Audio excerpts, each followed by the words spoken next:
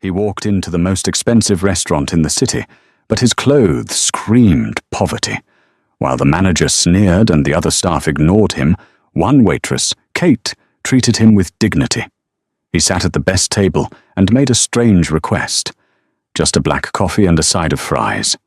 This one simple order would ignite a firestorm. What she didn't know was that this poor man was the reclusive billionaire Alexander Vance, and he wasn't there for the food.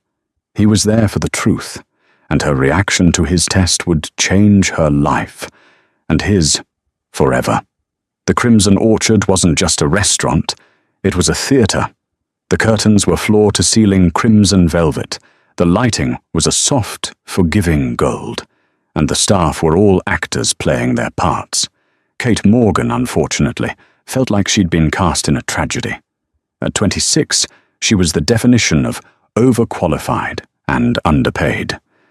With a half-finished business degree she'd abandoned when her mother got sick, Kate was sharp, observant, and trapped by circumstance.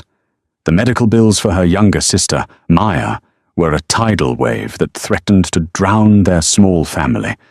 And this job, with its demanding clientele and razor-thin margins of respect, was her only lifeboat. "Kate, table 4 is asking for you." "Again?" hissed Chloe, her fellow waitress. Chloe was all sharp angles and a smile that never reached her eyes. She lived for the high-rolling regulars who tipped in crisp $100 bills. "Thanks, Chloe," Kate said, smoothing her black apron. "Mrs. Davenport just needed to confirm the truffle oil is synthetic. She's allergic." "Who cares? Just tell her it's fine," Chloe muttered, adjusting her bun. "Oh, and look what the cat dragged in. Henderson's going to have a fit." Kate looked toward the ornate mahogany entrance. Standing there, looking profoundly lost, was him. He was perhaps 40, with a face that might have been handsome if it weren't half hidden by a scruffy beard and a pair of thick, taped-together glasses. His coat was a faded olive drab, an ancient, military-style jacket that had seen better decades. His jeans were frayed, his boots scuffed. He looked less like a diner and more like someone seeking shelter. The host, a young man named Jeremy, was visibly uncomfortable, but the manager, Mr. Henderson, swooped in. Henderson was a man who glided rather than walked, his smile as polished and empty as a porcelain doll's. "Good evening, sir," Henderson said, his voice dripping with condescension. "Do you have a reservation?" The man flinched slightly. "No, I just wanted to get something to eat." His voice was quiet, rough. "I see." Henderson's eyes did a quick, insulting scan. "The Crimson Orchard has a rather strict dress code, and we are fully booked." This was a lie. Kate knew for a fact that tables 12 and 14 were open. I can sit at the bar," the man offered. "The bar is also at capacity." Kate felt a familiar, hot prickle of anger. She'd seen this before. Henderson filtering out guests based on their perceived net worth. But then, the man did something unexpected. He reached into his pocket and pulled out a small, worn leather notebook. He opened it, clicked a cheap ballpoint pen, and wrote something down. He looked directly at Henderson and then at his name badge. Henderson's smile faltered. "What are you doing?" "Just taking notes for a review." The word review was magic. Henderson's posture changed instantly. "A review? For which publication?" The man shrugged. "A small one. You wouldn't have heard of it. But they're very interested in accessibility." Henderson's mind was clearly racing. A bad review, even from a no-name blog, was a nuisance. He weighed his options. "Fine," Henderson snapped. "But there will be a wait." "I see an empty table," the man said, pointing directly to table 12. "In the corner." Henderson looked like he'd swallowed a lemon. That was Kate's section. It was also the least desirable table, right near the swinging door to the kitchen. "Very well, Kate, seat this gentleman." At table 12. The way he said gentleman was an insult. Kate nodded, grabbing a menu and a water glass. Right this way, sir. She led him to the table. The man moved with a strange, quiet grace, his eyes scanning everything. The walls, the light fixtures, the other diners. Thank you, he said, sitting down. He clutched the menu like it was a lifeline. Can I get you started with something to drink? A craft cocktail? Perhaps a wine from our selection? Kate asked, reciting the standard greeting. The man looked at the menu. Kate watched his eyes trace the prices. $28 for a cocktail, $18 for a glass of basic wine, $150 for the steak. He paled. I'll just have a water for now, thank you. Kate smiled warmly. No problem. I'll be right back to take your order. She returned a few minutes later. The man was still staring at the menu, a look of quiet panic on his face. He hadn't even opened it past the drink page. Ready to order, sir? He looked up, his eyes magnified by the thick glasses. Yes, I think so. He hesitated. This might sound strange, but what is the least expensive thing I can order? Kate didn't blink. She didn't laugh. She didn't smirk or show a trace of pity. She took his question as seriously as if he'd asked for their most exclusive vintage.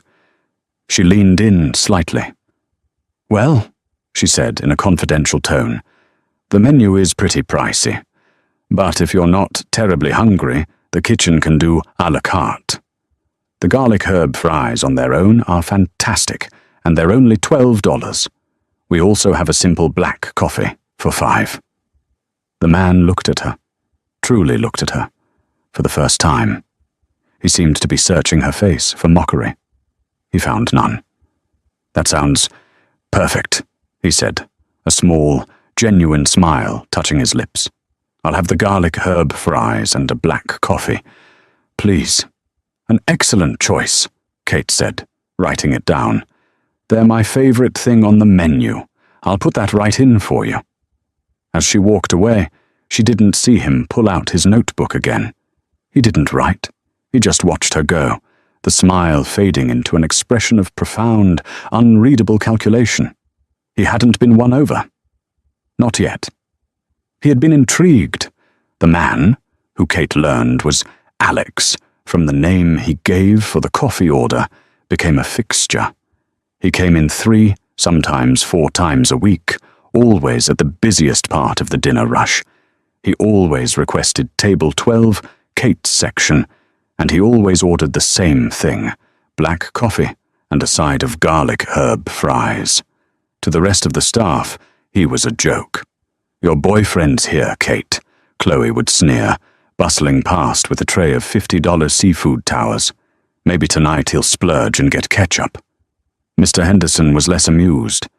He's driving down the check average for that table, Ms. Morgan, he'd warn her. A table that's occupied for 2 hours by a fry eater. Costs us money. Get him in and out.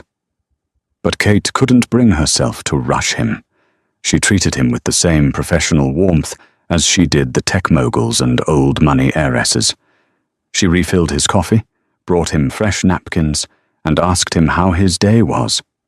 His answers were always vague. It's a day, he'd say, or productive. But a few weeks into this strange ritual, Kate realized she was the one being observed. Alex wasn't just sitting there, he was working. He would nurse his coffee for hours, his gaze sweeping the dining room. He wasn't looking at the decor or the other guests. He was watching the staff. He watched how Henderson greeted the high rollers, a fawning, sickening display. He watched Chloe openly ignore a table of tourists to flatter a man with a heavy gold watch. He watched the busboys, timing how long it took them to clear a table. And he watched the register. He seemed fascinated by the POS system, his eyes tracking Kate's fingers as she rang in orders. He'd tilt his head, as if listening to the click of the cash drawer when Henderson manually voided a check. "You're very observant," Kate commented one Tuesday night, pouring him a coffee refill. Alex looked up from his notebook, startled. It's a habit. People are interesting. What are you writing, if you don't mind me asking? He closed the notebook. Just patterns. I like patterns. For example, he said, gesturing with his pen. You always check on a new table within 90 seconds of them being seated. Chloe, your co-worker, averages about 3 minutes, unless they're wearing a suit. Mr. Henderson, he only visits tables that have ordered a bottle of wine over $200. Kate was stunned. You're timing us. Data, Alex said with a shrug. Data is just the world telling you a story. You just have to know how to read it. This cryptic answer stuck with Kate. It was the first clue that Alex was more than just an eccentric loner. He was intelligent, highly intelligent. The pressure at home, meanwhile, was mounting. Maya's doctors wanted to try a new experimental treatment. It wasn't covered by their flimsy insurance. The cost? $20,000. And that was just the deposit. Kate started picking up double shifts, her feet throbbing, her smile stretched thin. She was exhausted, running on fumes, and one night she made a mistake. A table of 6, loud and demanding, claimed she'd gotten their order wrong. This was supposed to be the dry-aged ribeye, medium rare. The man boomed. This is medium, I can't eat this. Kate knew he was wrong. She had repeated the order back. Medium. But the customer was always right. I am so sorry, sir. Let me get that replaced for you immediately. This meant Henderson would take the $150 steak out of her tips. It was a catastrophic error. She felt tears of frustration welling up. As she fled to the kitchen, she passed table 12. Alex was watching, his expression uncharacteristically hard. He'd heard the entire exchange. He didn't say a word, but he pulled out his notebook and wrote, "Theft by substitution. Manager authorizes." When Kate returned, defeated, to Alex's table to drop off his check, $17.35 with tax, he had a question. Do you enjoy working here, Kate? She was too tired for pretense. It's a job. It pays the bills. Mostly. But do you like it? She paused, cloth in hand. I like the people. Most of them. I like making someone's night a little better. But I hate the injustice. Injustice, he repeated, tasting the word. That man, she said, nodding at the table of 6. He lied. He knew he ordered it medium. He just wanted a free steak, and Mr. Henderson let him. And that comes out of my pocket. That's not just unjust, Alex said, his voice a low rumble. That's theft. He signed his check, leaving his usual precise 25% tip. But as he left, Kate felt a subtle shift in the air. The data he was collecting had just been given a human face. And he looked angry. The incident with the steak was a turning point. Alex's visits became more focused. He was no longer a passive observer. He was, Kate realized, looking for something specific. One rainy Thursday, the restaurant was packed. A convention of tech entrepreneurs had descended on the city, and they'd chosen the Crimson Orchard for their celebratory dinner. The air was thick with the smell of wet wool and expensive cologne, and the noise level was deafening. Kate was running a 3-table section, and table 12. Alex sat in his usual spot, sipping his coffee, a small island of quiet in the surrounding chaos. The new arrivals, a group of 4 men in identical, ridiculously expensive sneakers, were seated at table 10. They were loud, arrogant, and had already made 3 different waitresses uncomfortable with their leering compliments. They landed in Kate's section. All right, sweetheart, the leader, a man with a slicked-back undercut, said, snapping his fingers. We're going to need everything. Bring us your most expensive bottle of champagne. And I mean expensive, the kind we can afford. Kate smiled, her professional mask firmly in place. Of course, sir. Our sommelier recommends the 2008 Salon Le Mesnil. It's an extraordinary bottle. Price? $2,500. The man barked a laugh. Perfect. And 4 of your tomahawk steaks. Rare. Bloody. Got it? Absolutely. The dinner was an ordeal. They were rude to her, rude to the busboys, and left a mess. When it came time for the bill, the total was just over $3,400. Kate dropped the check presenter and walked away. The leader called her back over. Hey, sweetheart, there's a problem with the bill. Oh, I'm sorry to hear that. What seems to be the issue? He smirked, leaning back. The champagne. We felt it was subpar. Not worth $2,500. We're thinking $1,000 tops. Kate's blood ran cold. This wasn't a stake. This was a direct, massive hit. Sir, she said, her voice steady, the bottle was presented, and you approved it. You and your guests finished the entire bottle. I cannot adjust the price. Then get your manager, the man said, waving her away. Henderson glided over, saw the table, saw the check, and immediately went into his fawning appeasement mode. Gentlemen, a problem? Your girl is trying to rip us off, the man said. Sir, Kate interrupted, he's refusing to pay for the champagne he ordered and drank. Henderson shot her a look of pure venom. Ms. Morgan, that's enough. He turned back to the tech bro. Sir, I am so sorry. Of course, a misunderstanding. I will comp the entire bottle for you. We want you to return. The man grinned, a shark's grin. See? That's good service. Kate was shaking. This wasn't just coming out of her tips. This was a write-off so large it would put her on Henderson's permanent blacklist. She felt a mistake coming on, one that would get her fired. She backed away from the table, her breath hitching, and bumped into something solid. It was Alex. He'd stood up from his table. Excuse me, he said, his quiet voice cutting through the din like a surgeon's scalpel. The tech bro looked up. Who the hell are you? The janitor? Alex ignored him and spoke to Henderson. Mr. Henderson, you are not authorized to comp that bottle. Henderson turned, his face purple. I am the manager. And who are you to tell me? I am a customer, Alex said simply, and I'm also a citizen who is witnessing a crime, specifically a violation of Section 12B of the State Hospitality and Commerce Code, fraudulent inducement of service. The tech bro laughed. What? Alex turned his mild, bespectacled gaze on him. You ordered a product, you consumed that product, and you are now refusing payment based on a subjective, non-quantifiable complaint after consumption. That is fraud.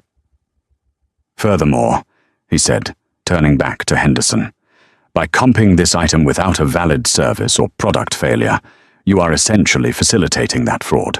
You are an accessory. The entire restaurant section had gone quiet. I don't know what you're talking about, the tech bro stammered, his bravado fading. I think you do, Alex said.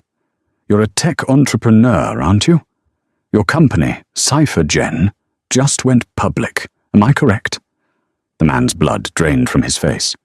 How did you know that? I read. A lot, Alex said. Imagine the story. CypherGen CEO commits felony fraud over a bottle of champagne. The press would love that. Your shareholders? Maybe not so much. Your board would certainly be interested in the character and fitness clause in your employment contract. The man stared at Alex, his mouth opening and closing. Now, let's talk about the bill, Alex continued, his voice still quiet, but now filled with cold iron. You will pay the full $3,400. You will also add a 30% tip for this waitress, Ms. Morgan, for the verbal abuse she has endured. That comes to $1,020 for a grand total of $4,120. You can't be serious. Alex pulled out his phone. I can. Or I can call Mr. Donovan. You know, Robert Donovan, of the Donovan, Finch, and Associates law firm. He's my attorney. He's also on the board of your largest institutional investor. I wonder what he'd think. The man was as white as a napkin. He fumbled for his black Amex card. Fine, fine, run the damn card. Kate, stunned, took the card. Henderson was frozen, his face a mask of disbelief and dawning terror. Kate ran the card. It was approved. She brought back the slip. The man signed it, his hand shaking, and left the $1,020 tip. He and his friends scrambled out of the restaurant without another word.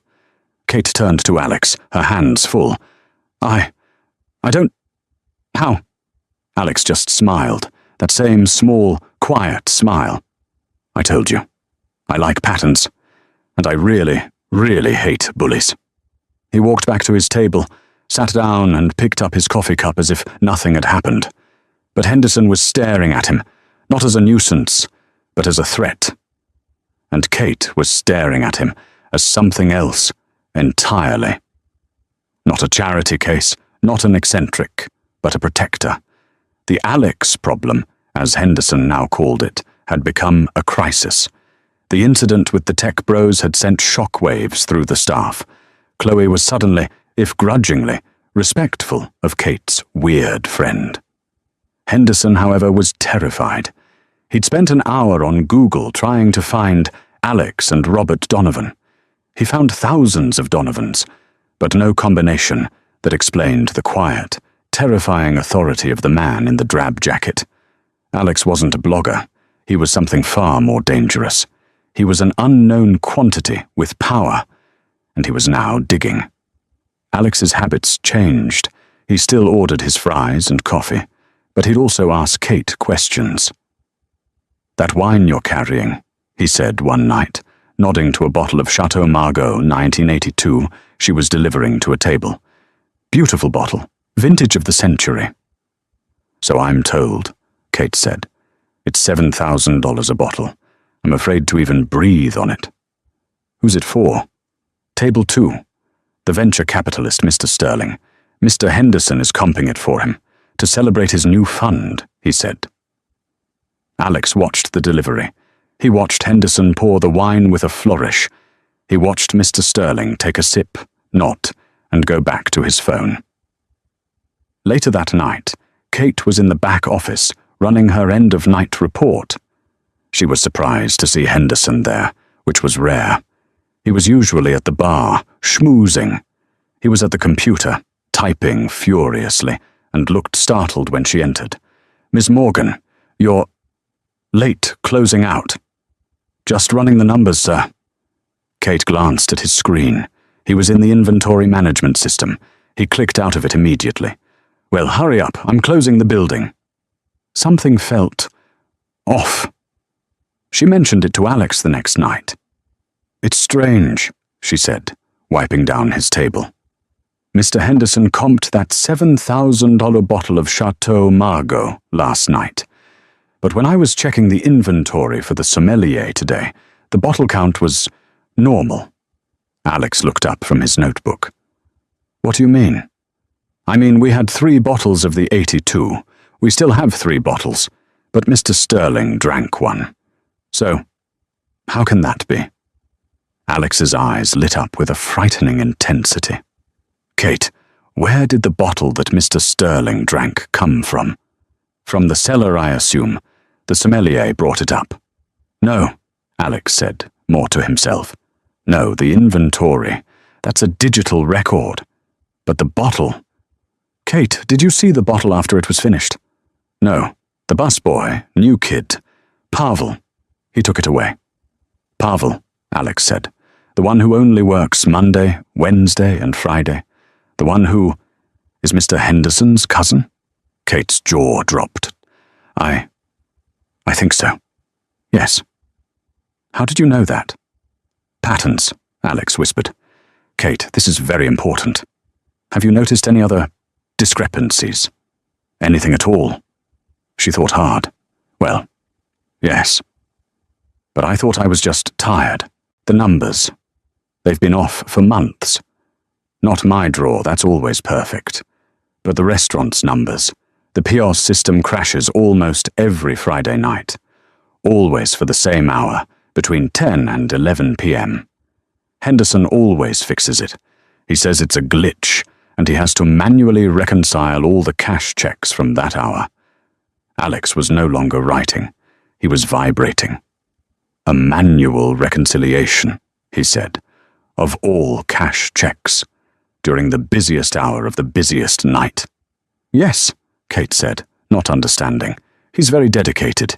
He stays late to do it. He's not dedicated, Kate, Alex said, his voice flat. He's stealing. Kate stepped back. What? No. Mr. Henderson? Think about it. The phantom bottle of wine. You have 3 bottles in inventory. A VIP comes in. You comp him one. But you don't take it from your inventory. You bring in a 4th bottle, one you acquired, somewhere else. You give it to the VIP. He's happy. Then you go into the system and you mark one of your 3 legitimate bottles as comped. You've just created a $7,000 paper loss, but you still have the bottle, which you can then sell, cash, to a private collector. It's brilliant. It's fraud. Kate was reeling. But the POA system, that's even simpler. He's skimming. The system crashes. He takes all the cash checks from that hour. Let's say it's 5,000. He only reports 3,000. He pockets the other 2,000. It's a classic, simple skimming operation. He's bleeding this place dry. Kate felt sick. I have to tell someone. The owners. They already know, Alex said quietly. What? This restaurant has been posting a 30% loss quarter over quarter for a year. Yet it's always full. The numbers don't add up. The owners, my friends, they suspected something was wrong. They suspected embezzlement. They just couldn't prove how. He looked at Kate, his eyes clear and sharp. Until now, you just gave me the how, Kate.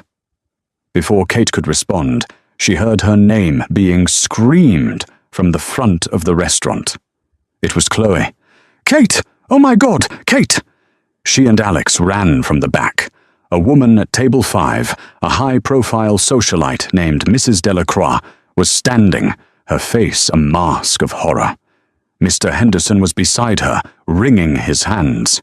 My bracelet! Mrs. Delacroix shrieked. My Cartier bracelet! It was in my purse, right here. It's gone. Someone stole it. Henderson's eyes, filled with a sudden venomous understanding, landed directly on Kate. Oh no, Henderson said, his voice dripping with fake concern. And, Ms. Morgan, you were the only one who served this table, weren't you? Kate's world tilted. What? No, Check her, Mrs. Delacroix screamed. Check the staff. I'm calling the police. No need, Henderson said smoothly, raising his hands. We will handle this internally. It's procedure. We will have to check all staff property, including your locker, Miss Morgan. Alex stepped forward, but Kate put a hand on his arm. It's fine, she said, her voice shaking. I have nothing to hide. Of course you don't, Henderson said, his smile a reptilian slash. Follow me. The walk to the staff lockers was a walk of shame. The entire restaurant was watching. Kate could feel the whispers, the pointed fingers.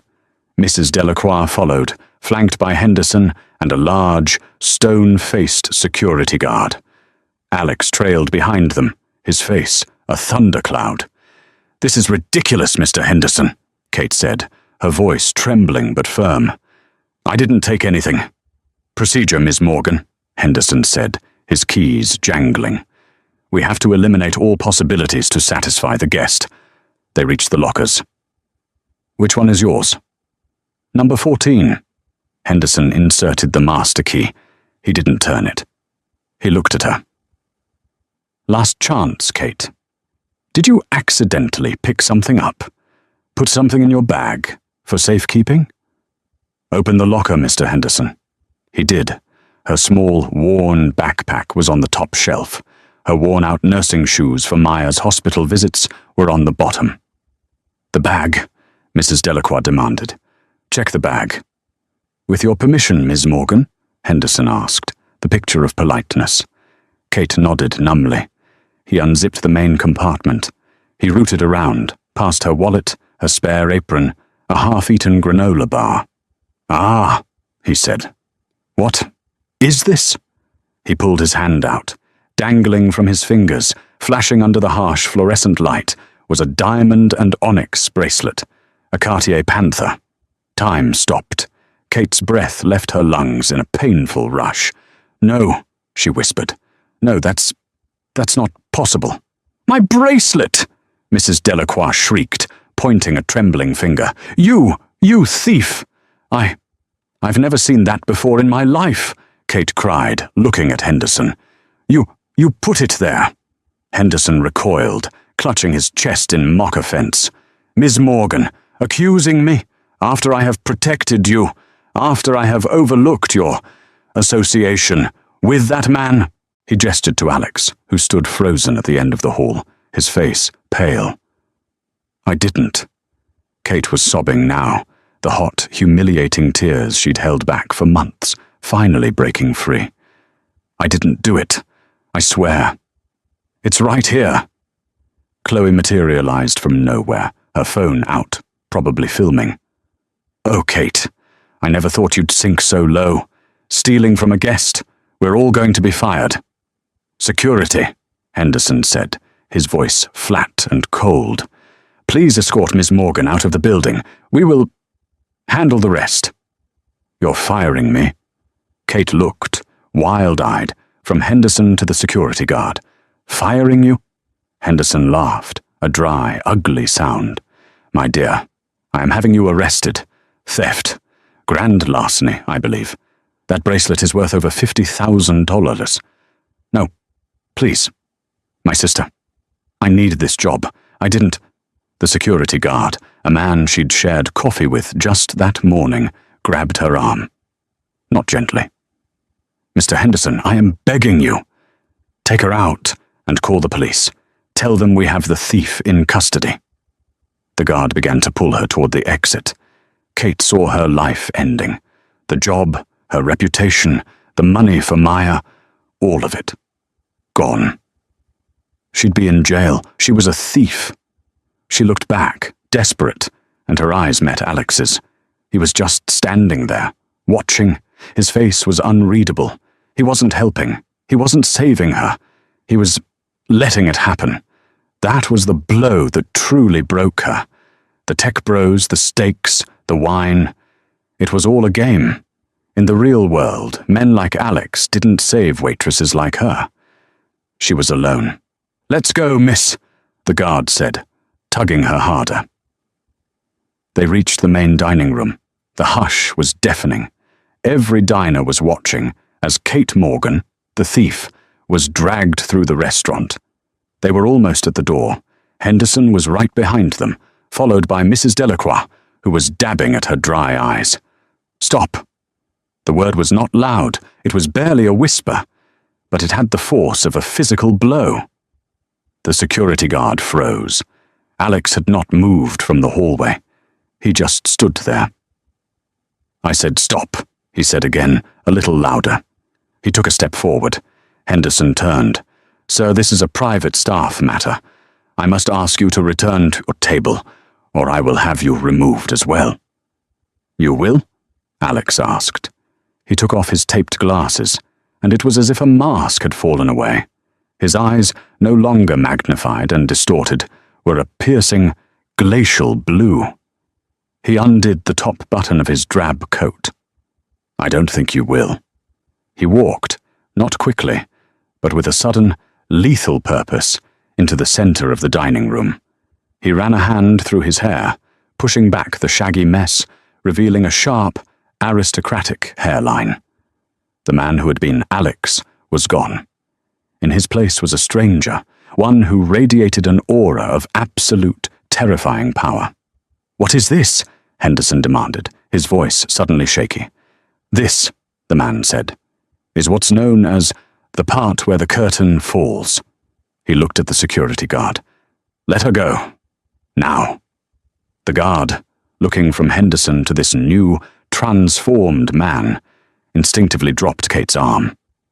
Who "Who the hell are you?" Henderson sputtered. The man smiled.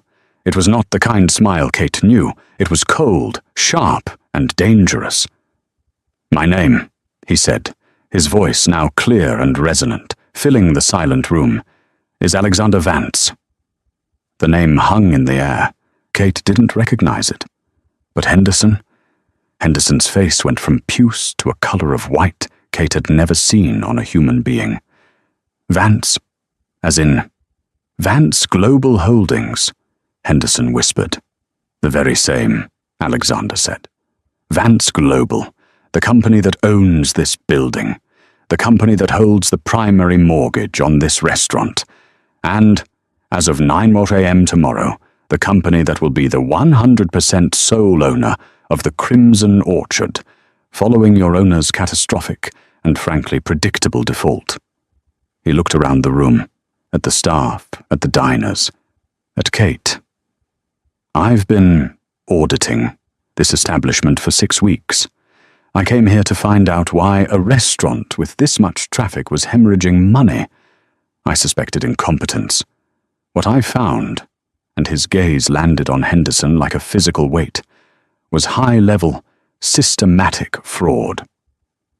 The silence in the Crimson Orchard was absolute. You could hear the fizz of a champagne flute from a forgotten table. Kate stood, rubbing her arm where the guard had held it, her mind a blank, white-hot static of confusion. Alexander Vance. She'd heard the name, of course. Vance Global was a leviathan. They owned half the city's commercial real estate, hotels, and, apparently, a portfolio of high-end restaurants. The Vances themselves were like urban legends, impossibly wealthy, reclusive, and powerful, and this was one of them, the man who ate fries, the man she'd protected, the man who, it turned out, hadn't needed her protection at all.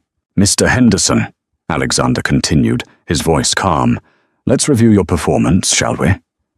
He walked, slowly, toward the trembling manager. He was no longer Alex. He was a predator. "Let's start with the simple stuff. The skim. A glitch in the POS system every Friday night. A classic.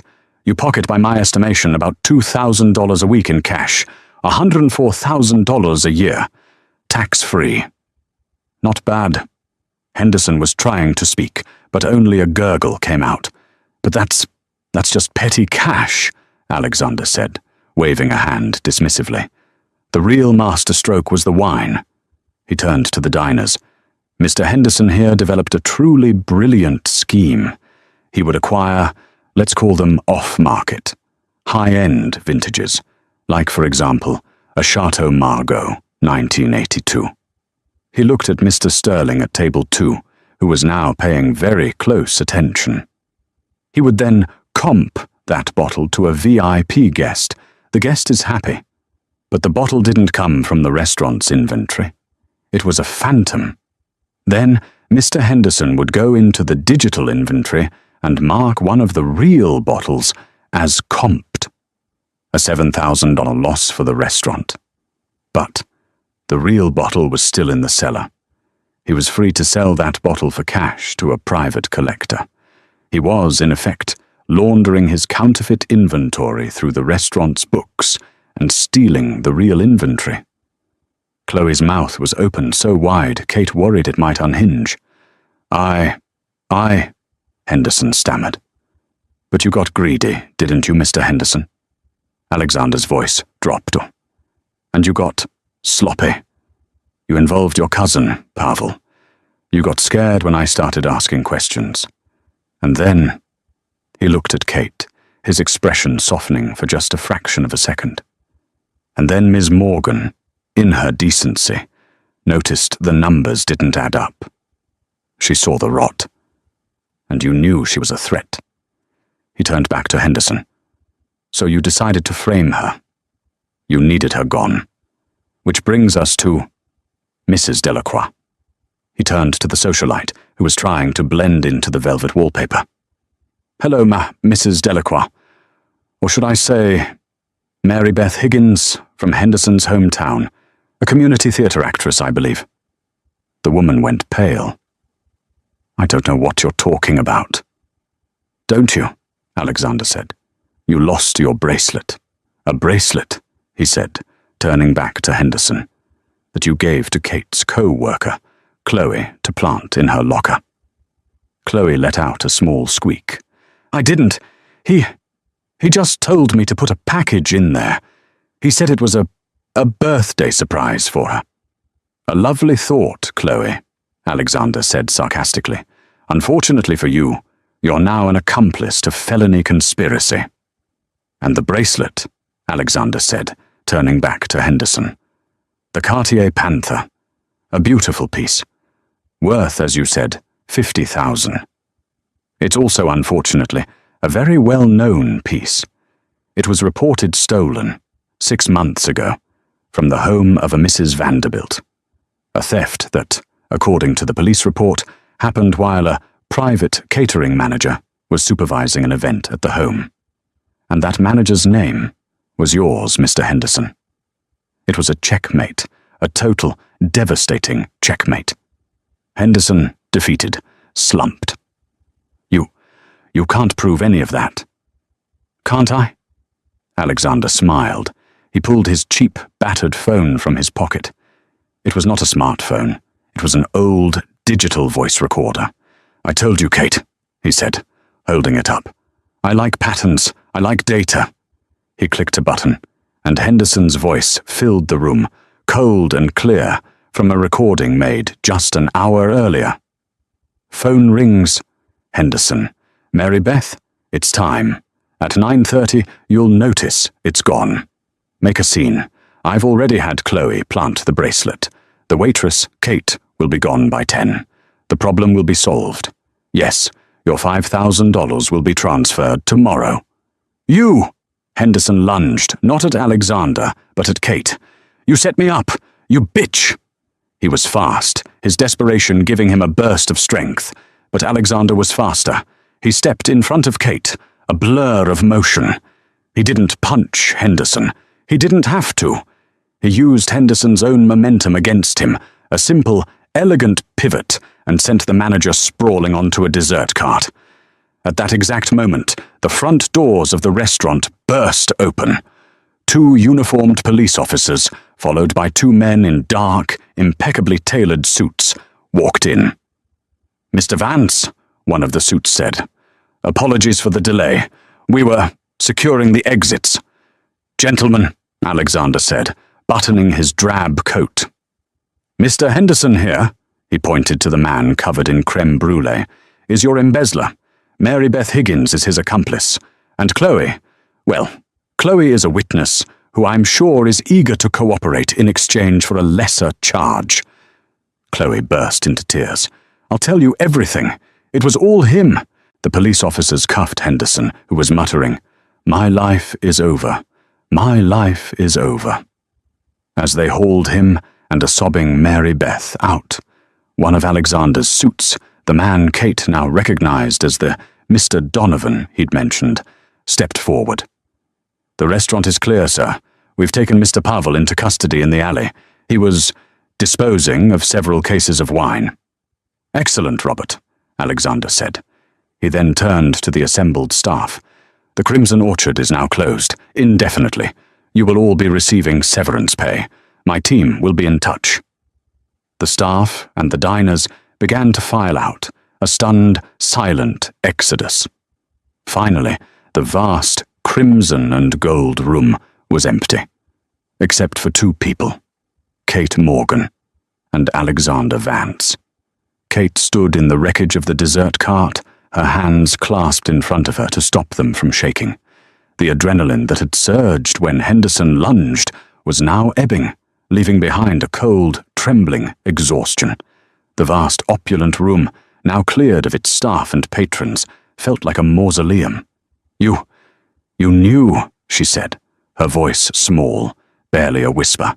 "You knew he was going to frame me. You let him."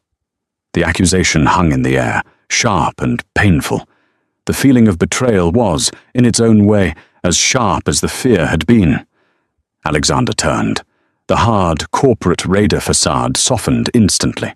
The Alex she knew, the quiet, observant man, returned to his eyes. He looked, for the first time, deeply and genuinely ashamed. "No," he said, and his voice was full of a regret that felt shockingly real. "No, Kate.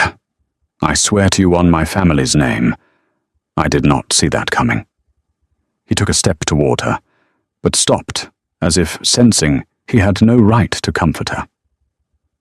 "I knew he was a thief. I knew he was skimming the registers. I knew he was running a complex fraud with the wine inventory. My entire focus was on the money, the how. I was so focused on the data, on the patterns of the theft. I completely underestimated the human variable." He ran a hand through his hair, his composure, for the first time, cracking. I'm a data analyst, Kate, not a psychologist. I saw Henderson as a common, greedy embezzler.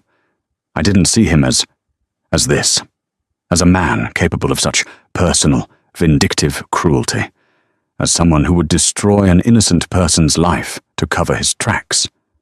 "But you just watched," she whispered, the tears finally starting to track down her face. "You let that guard, you let them call me a thief." "That," he said, his voice dropping, "was an unforgivable oversight. A failure." He gestured to the empty tables. "My security team, Donovan's people, they were dining here tonight, posing as guests. They were in place to intercept Henderson, but they were watching for a financial move, a data wipe, an attempt to flee, a transfer of the stolen wine. He moved on you instead. He used the bracelet. He was faster than I was. By the time I realized what he was doing, he'd already done it." He looked her directly in the eye. "I had to let the play finish, Kate. I had to let him confirm the frame-up after I knew it was happening. If I'd stopped him the second he made the accusation, it would have been his word against yours. I had to let him hang himself with his own rope. But in doing so, I put you through 5 of the most terrifying minutes of your life, and for that I am truly, deeply sorry. It was a failure of my protection, and it won't happen again." Kate processed this. He wasn't a god, he was just a man, a very, very smart man, but one who had been surprised. The apology felt real. It felt earned. She wiped her face, a new emotion surfacing. Pure, unadulterated confusion. "Why?" she asked. "Why, all of this?" She gestured to his clothes, the drab coat that was probably worth more than her entire apartment, the cheap glasses. "Why the disguise, the fries? Why not just come in, show your badge, and arrest him?" Alexander walked over to his table, table 12, and sank into the chair. He looked tired, bone-tired. "Because," he said, gesturing for her to sit, "when Alexander Vance walks into a room, the play stops, the actors change, everyone puts on their billionaire mask. The truth, it hides." Kate slowly, hesitantly, sat in the chair opposite him. Her chair. "If I had walked in here as me," he continued, "Henderson would have been the most obsequious, professional, perfect manager in the city. The books would have been scrubbed. The staff would have been terrified into perfect behavior. I would have learned nothing. I've made that mistake before. I've tried to fix problem assets from the top down. It doesn't work. The rot, it just hides until I leave." He leaned forward. "So I became Alex, invisible Alex. The man who orders the cheapest meal, the man no one sees, the man no one needs to impress. Because people, they are their truest selves when they think no one important is watching." "And what did you see?" Kate asked, her voice a little steadier. "I saw a culture of fear, led by a small, petty tyrant. I saw apathy and jealousy," he said, nodding toward where Chloe had stood. "I saw a staff that was beaten down and uninspired. And his gaze, that piercing blue locked on hers. And I saw you. I saw a woman who was overworked, underappreciated, and, as I later learned, under immense personal pressure.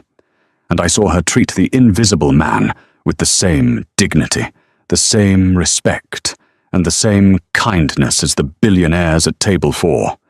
I saw you get cheated and bullied, and you still showed up the next day with integrity. I watched that man lie about his stake, knowing it was coming from your wages, and you handled it with a grace I haven't seen in my own boardrooms. I saw an intelligence, he went on, that cut through the noise and saw the patterns even before I did. You noticed the wine discrepancy, Kate. You gave me the final piece of the puzzle. You are the truth of this place. The one good, decent, strong thing I found in this entire mess. Kate didn't know what to say. The medical bills, Maya, her business degree, it all seemed so small and so large at the same time. The praise was a balm on the raw wound of her terror. So, what now? She whispered. She looked around the empty grand room. You're closing the restaurant. I'm still out of a job. That frame-up, even if it was fake, I'm the waitress who got accused of grand larceny. Yes, Alexander said, standing up. I am closing the Crimson Orchard. As of an hour ago. The brand is toxic. The foundation is rotten. He walked over to the windows, looking out over the city lights. But the location is excellent. The kitchen is state-of-the-art. And the name, Vance Global, it means something. He turned back, a new energy in his stance. I'm not just a real estate mogul, Kate. My father built hotels. I build experiences. And I'm going to rebuild this one. From the ground up. A new name, a new concept, and, he smiled, a new philosophy. That's great, Kate said, standing up on shaky legs, grabbing her small, violated backpack from the floor. I wish you luck, Mr. Vance. I should go. My sister, Alexander, he corrected her. And, Kate, I have a problem. She stopped, her hand on the strap of her bag. You have a problem? A big one, he said, nodding. I'm reopening in 6 weeks, and I need someone to run this place. Someone I can trust. Someone who knows the business, from the ground up, not from some Ivy League textbook. Someone who understands data, but hasn't lost their humanity. Someone who values integrity over tips. Someone like you. Kate's bag hit the floor. She stared at him. Then a sound escaped her. A dry, hysterical laugh. Mr. Vance, I think you're still in shock. You want me to be a waitress? Alexander laughed. A real, genuine laugh. It transformed his face, making him look younger. No, Kate, I don't want you to be a waitress. He walked closer, his expression suddenly serious. I want you to be the general manager. He named a salary.